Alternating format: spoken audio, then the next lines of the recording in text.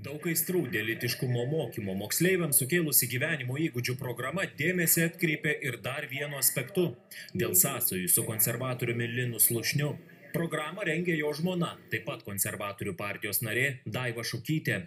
Jeigu jau pradėti apie tą verslą arba tą programą. Slušnys patikina, kad su žmona šioje kryptyje dirba jau seniai, kol šalies politikai apie gyvenimo įgūdžių programą dar nė negalvojo. Jinai buvo pradėta į Lietuvą atėjo 2006 metais, man atrodo 2005 metais. Taip, aš kartu su žmona mes prevencinę vieną programą amerikiečių atvedėm į Lietuvą. Slušnys tvirtina, kad jie su žmona dirbo pagal Ilinojaus universiteto programą, kol galiausiai 2019-aisiais valstiečių vyriausybė priėmė sprendimą, kad turi būti sukurta išsami gyvenimo įgūdžių programa, kuri atsirastų mokyklose.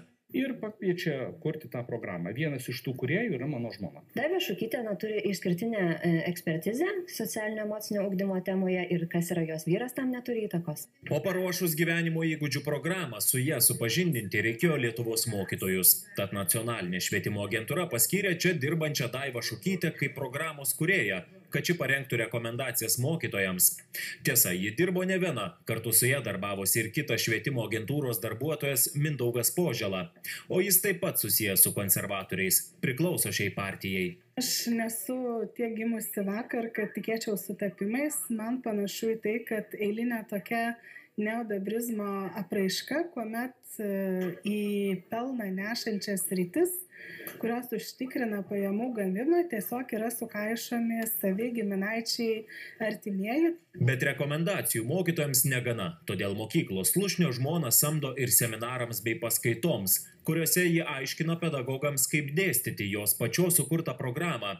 Tiesa, tą ji jau daro privačiai, kaip socialinio ir emocinio ugdymo instituto vadovė. Netgi pasakyčiau, kad dažnai aš priekaištauju, kad jos standartas yra per aukštas, sakysim, mokytojams ir kartais jie tiesiog nusispjauna, man atrodo, į jos reikalavimus ir eina ten, kur yra paprasčiau. Kad mokytojams dėstyti pamokų dalykus būtų paprasčiau, kuriami vadovėliai ir pratybos vaikams. Tiesa, pagal gyvenimo įgūdžių programą tokių nėra sukurtų, bet rinka siūlo kai ką labai panašaus.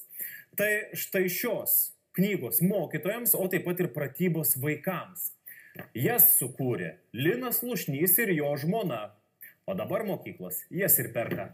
O į kai kurias mokyklas dėžę su knygomis ir pratybomis veža pats Linas Slušnys. Čia, žinot, jau komedijos žanras būtų, kad aš negaliu užvežti, jeigu manęs paprašo ir pasako, būk geras, užvažiuok, man reikia pagalbos.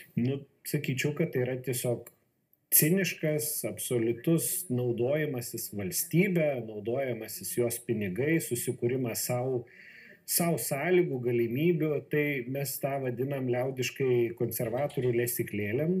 Tai jie per kadenciją sugeba prisikurti savo tokių lesyklų, kurios paskui jiems žinant, kad jų nei kvapą neliks valdžioj, leis jam gyventi. Lietuvos tėvų forumas jau kreipėsi į prezidentą, Seimą, ministeriją, STT ir prokuratūrą ištirti, ar šioje istorijoje nesupainioti vieši ir privatus interesai, ar Slušnys nepasinaudojo savo politinę įtaką.